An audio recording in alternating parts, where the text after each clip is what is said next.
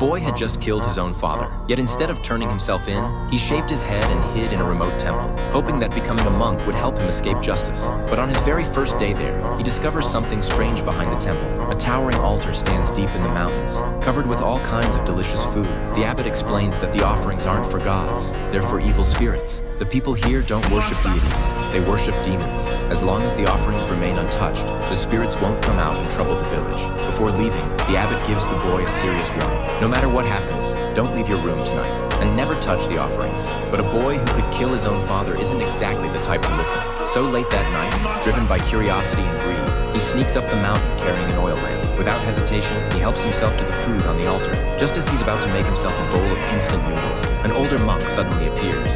He immediately tells the boy to put the offerings back, but the boy refuses. Instead, he tells the monk to stop grabbing him. That's when the monk calmly replies, "I already let go." The boy freezes. The bowl of noodles is floating in midair, all by itself.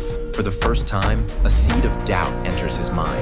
Could evil spirits actually be real? Still unwilling to believe it, he convinces himself it's just a trick. Determined to expose the illusion, he walks toward the altar for a closer look, and that's when things take a horrifying turn. For a brief moment, he sees a gigantic creature standing nearby. The sight terrifies him. He immediately spins around, but the next second, the entire altar is flipped over by an invisible force. Food scatters everywhere. The boy is scared out of his mind. He runs back to his room as fast as he can, hides beneath his blanket, and barely survives the night. The next morning, the monks discover the overturned altar. The abbot's face instantly turns pale, because once an evil spirit is angered, it will search for a replacement, a scapegoat, a soul to take its place. Everyone blames the boy for ignoring the warning. They call him cursed, a bringer of bad luck. Already frustrated, the rebellious boy kicks over the communal water bucket. Then he packs his things, determined to leave the temple. But the abbot blocks his path. The altar has been destroyed. Tonight, the spirit will come looking for a substitute. The temple is the safest place you can be. Of course, the boy doesn't believe a word of it. He shoves past the abbot and starts heading down the mountain. But after only a few minutes, he begins regretting his decision. The forest is covered in thick fog. His phone has completely lost signal. Feeling uneasy, he quickens his pace. Fortunately,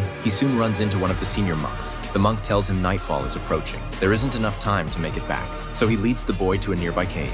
According to him, it's a place where the abbot once meditated. After lighting several candles, the monk hands him a Buddhist scripture. Keep chanting all night, and no matter what happens, don't leave this cave. Anything you see may be an illusion created by the spirit. The boy nods and accepts the scripture, but when he looks up again, the monk is gone, vanished without a trace. As midnight approaches, the boy continues chanting exactly as instructed, but slowly, memories from several days earlier begin resurfacing. The truth he has been trying to bury. That day, he and his friends were looking for excitement, so they started throwing rocks at passing cars. At first, it felt thrilling, just harmless fun. Then one of